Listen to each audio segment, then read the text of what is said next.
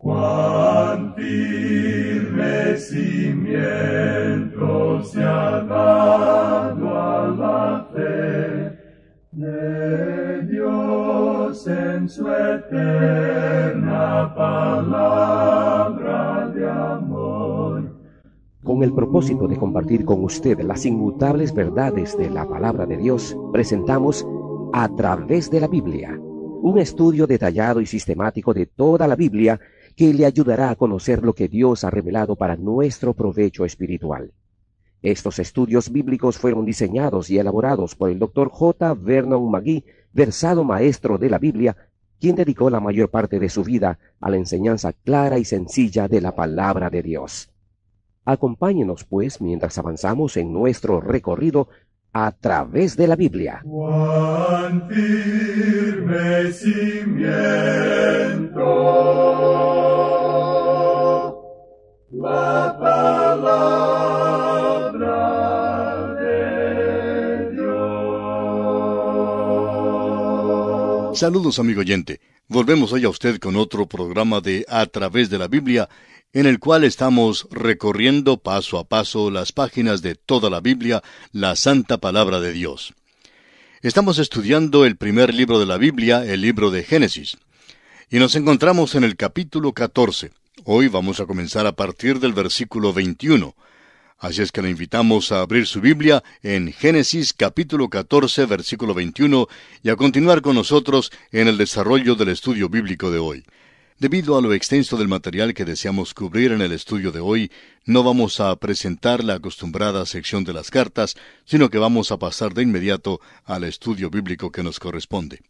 Sin embargo, quisiéramos animarle a que continúe escribiéndonos, porque sus cartas son de gran bendición para cada uno de nosotros aquí en A Través de la Biblia. Así es que preste mucha atención a la dirección que damos al final del programa y envíenos su carta cuanto antes. Bien, y ahora pasemos al estudio que nos corresponde para hoy, pero antes hablemos con Dios por medio de la oración. Padre Santo, te damos gracias porque una vez más podemos dirigir nuestra mirada y concentrar nuestra atención en este libro de los libros, que es tu bendita palabra. Y al abrirlo para escudriñarlo y estudiarlo, pedimos que tu Santo Espíritu nos ilumine y haga que estas verdades sean vivas y reales a nuestro corazón en este día. Porque lo pedimos en el glorioso nombre de Cristo Jesús. Amén. Continuamos hoy, amigo oyente, nuestro estudio en el libro de Génesis. Nos encontramos hoy al final del capítulo 14, y en nuestro programa anterior hablábamos de Melquisedec, y destacamos el hecho de que aunque el libro de Génesis es un libro de familias, no se nos dice nada de la familia o la genealogía de Melquisedec. La epístola a los Hebreos expresa con claridad que no se menciona la genealogía de Melquisedec, porque en lo que se refiere a su oficio de sacerdote, él fue un tipo de Cristo. Nuestro Señor es rey, es hijo de Abraham y es hijo de David. El evangelista Mateo nos dice esto y es importante que nosotros lo entendamos. Pero también Jesucristo es nuestro sumo sacerdote. Y es importante que entendamos que en lo que toca a la creación, Cristo no tuvo principio ni fin de días. Es el eterno Dios. Juan nos dice en el primer capítulo de su Evangelio que en el principio era el Verbo, y el Verbo era con Dios, y el Verbo era Dios. Y que dejó la gloria de los cielos, y que fue hecho carne, y vimos su gloria. Por tanto, lo que vemos aquí en Melquisedec es un tipo maravilloso del Señor Jesucristo. El versículo 18 nos dice: Entonces Melquisedec, rey de Salem, y sacerdote del Dios Altísimo, sacó pan y vino. Esto nos recuerda las palabras del Señor Jesucristo cuando dijo: Todas las veces que comiereis este pan y bebiereis esta copa, la muerte del Señor anunciáis hasta que Él venga. Esta es la razón por la cual Melquisedec sacó pan y vino, porque él estaba anunciando aquí la muerte de Cristo. Es sobre esta base que bendice a Abraham. Bendito sea Abraham del Dios Altísimo, el Elohim, el Creador. Melquisedec era el sumo sacerdote del mundo de aquel entonces, y el Señor Jesús es el sumo sacerdote del mundo hoy en día. Aarón lo fue para Israel y para el tabernáculo. Melquisedec lo fue para el mundo de aquel día, y nuestro Señor Jesucristo es según el orden de Melquisedec en su persona. Y la última parte del versículo 20 dice, y le dio a Abraham los diezmos de todo. Veamos ahora la prueba por la cual pasa Abraham. El versículo 21 de este capítulo 14 de Génesis dice, entonces el rey de Sodoma dijo a Abraham, dame las personas y toma para ti los bienes. Esta es una tentación para Abraham. Según el código de Hammurabi, este hombre Abraham tenía el derecho sobre los bienes y aún sobre las personas. El rey de Sodoma es muy astuto. Dice que él se quedaría con las personas y que Abraham podía tomar los bienes. Esta es una tentación para Abraham, y si él hubiera tomado los bienes, uno siempre diría, pues aquel hombre Abraham es un hombre rico porque Dios de veras le ha bendecido. Pero el rey de Sodoma habría dicho, Dios no le bendijo, yo se los di, y yo enriquecí a Abraham. Abraham pues se dio cuenta de esto, y entonces responde al rey. Leamos los versículos 22 al 24 de este capítulo 14 de Génesis. Y respondió Abraham al rey de Sodoma, he alzado mi mano a Jehová Dios Altísimo, Creador de los cielos y de la tierra, que desde un hilo hasta una correa de calzado, nada tomaré de todo lo que es tuyo, para que no digas, yo enriquecí a Abraham, excepto solamente lo que comieron los jóvenes y la parte de los varones que fueron conmigo, Aner, Escol y Mamre, los cuales tomarán su parte. Abraham está bajo la influencia de la bendición de Melquisedec, y es bueno que hubiera conocido a Melquisedec, porque Dios siempre nos prepara para enfrentarnos con cualquier tentación, con cualquier prueba que nos llegue, y dice en la primera carta del apóstol Pablo a los Corintios, en el capítulo 10, versículo 13, pero fiel es Dios, que no os dejará ser tentados más de lo que podéis resistir, sino que dará también juntamente con la tentación la salida, para que podáis soportar. Dios, pues, preparó a Abraham para enfrentarse con esta prueba. Al salir Abraham hizo un pacto con Dios. Había dicho, oh Dios, no estoy entrando en la guerra para adquirir los bienes. No tengo interés en las posesiones. Quiero restaurar y liberar a mi sobrino Lot. Permite que yo haga esto. Y Dios se lo permitió. Por eso Abraham se lo dice al rey de Sodoma, y esto entonces constituye un testimonio para con el rey. Lo que dice es, yo adoro al Dios vivo y verdadero, y he jurado que no tomaré nada de la guerra. Tú no puedes enriquecerme. No voy a dejar que me des ni un lazo, ni un hilito siquiera, porque si me los das, dirás que fuiste tú quien me ha enriquecido. Si me enriquezco, no será por causa tuya. Dios es quien lo hará. Note usted también, amigo oyente, que Abraham tiene también cuidado de dar la porción legítima a los otros hombres. Ellos tienen derecho a los bienes. Es justo que se les pague lo que comieron. En otras palabras, debe pagárseles por sus servicios. Pero Abraham, por su parte, se cuida de no tomar nada para él mismo. Y aquí concluimos el capítulo 14 de Génesis. Llegamos ahora al capítulo 15 y encontramos en este capítulo la cuarta aparición de Dios a Abraham. Dios se revela a Abraham de una manera más completa y reafirma sus promesas. Llegamos a uno de los puntos principales de la Biblia aquí en este capítulo, y encontraremos otro punto principal más adelante en el capítulo 17. El versículo 1 de Génesis 15 dice, después de estas cosas vino la palabra de Jehová a Abraham en visión, diciendo, no temas, Abraham, yo soy tu escudo, y tu galardón será sobremanera grande. En esta cuarta aparición, Dios anima a Abraham y lo lleva más adelante. Abraham acaba de dar un paso grande de fe cuando salió a liberar a Lot y cuando rehusó recibir los bienes que el rey de Sodoma le había ofrecido. Por tanto, el Señor se le aparece para fortalecerlo. Dios le dice ante todo que Él es su escudo. Y amigo oyente, eso es maravilloso. Tal vez durante la batalla con los reyes, Abraham se encontró en peligro y no sabía si viviría o no.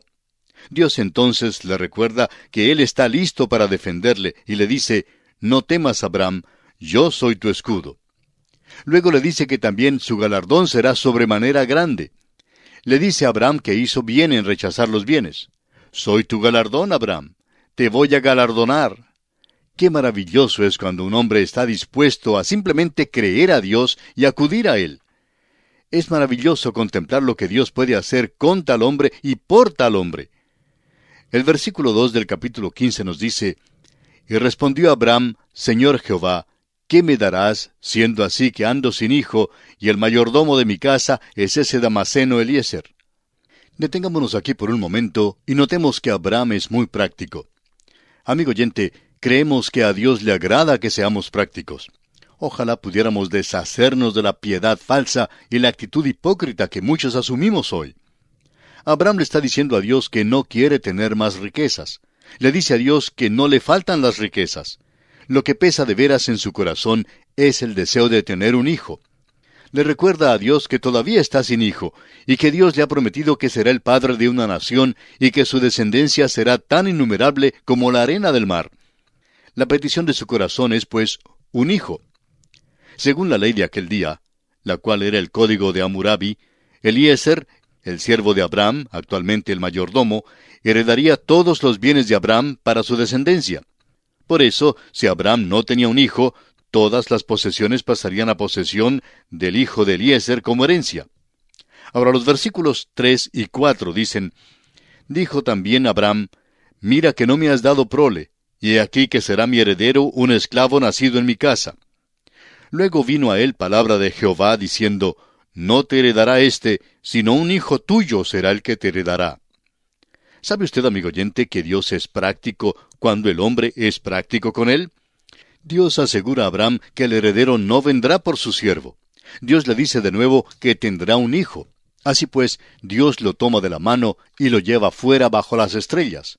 Ahora sabemos que era de noche porque leemos en el versículo 5, y lo llevó fuera y le dijo, mira ahora los cielos y cuenta las estrellas si las puedes contar.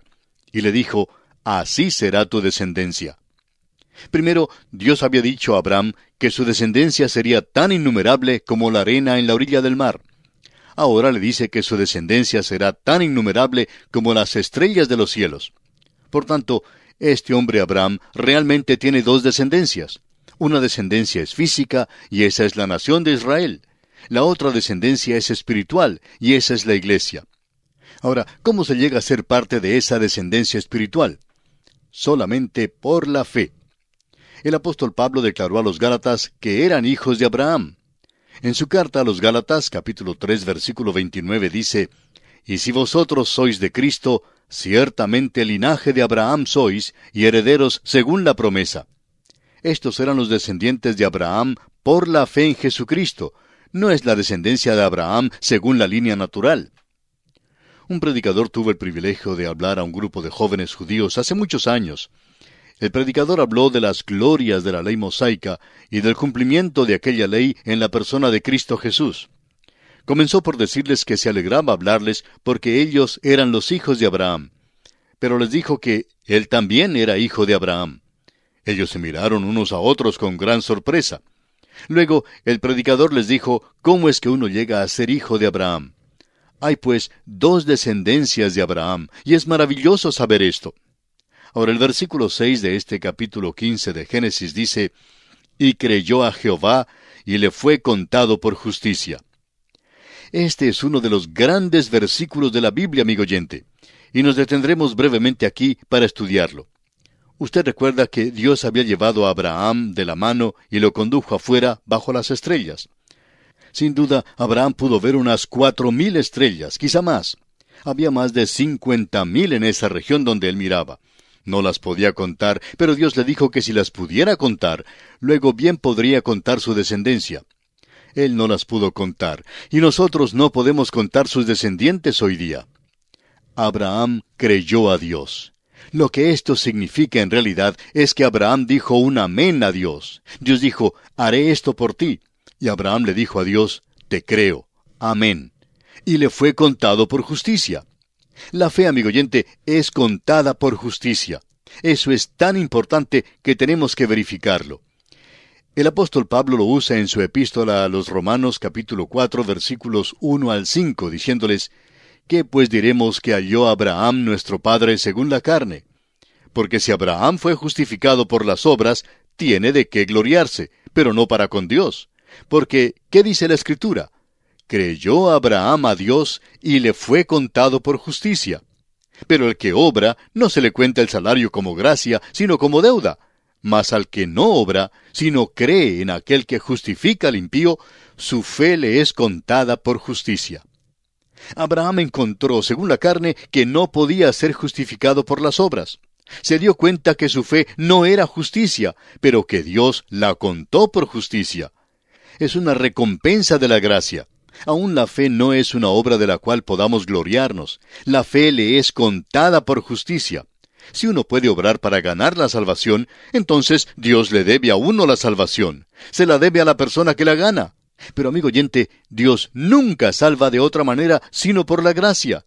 Nunca ha tenido otro método para salvar. Si usted es salvo, es porque creyó a Dios, aceptando a Cristo Jesús como su Salvador personal. Cree que Dios le ha provisto la salvación. Al que no obra para obtener la salvación, al que no obra, es decir, al que no hace nada para merecerla, su fe le es contada por justicia. Cree en aquel que justifica al impío. ¿A qué clase de personas justifica? A los impíos. La fe es contada precisamente por lo que no es. Esos son hombres impíos, injustos, pero la fe les es contada por justicia, y es por eso que los que están sin Dios y luego creen, son declarados justos. Mas al que no obra, sino cree en aquel que justifica al impío, su fe le es contada por justicia. Es contada por lo que no es. Abraham, pues, creyó a Dios. Aceptó simplemente lo que le decía Dios y creyó a Dios. Así es como se salva el pecador, y así es como usted, amigo oyente, puede ser salvo, simplemente creyendo que Dios ha hecho algo por usted, que Cristo murió por usted y que resucitó. Dios entonces le declarará justo al aceptar usted a Cristo Jesús como el Salvador de su alma. En el tercer capítulo de la Epístola a los Gálatas, los versículos 6 al 9, encontramos esta misma gran verdad. Dice allí: Así Abraham creyó a Dios y le fue contado por justicia. Sabed por tanto que los que son de fe, estos son hijos de Abraham. Y la Escritura, previendo que Dios había de justificar por la fe a los gentiles, dio de antemano la buena nueva a Abraham, diciendo: En ti serán benditas todas las naciones. De modo que los de la fe son bendecidos con el creyente Abraham. La fe, amigo oyente, la fe que Abraham tuvo, le hizo fiel a Dios. Pero no es salvo por serle fiel, es salvo por creer a Dios, y eso es de suma importancia.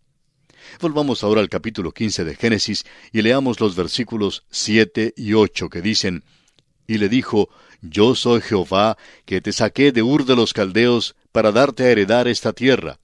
Y él respondió: Señor Jehová, ¿en qué conoceré que la he de heredar?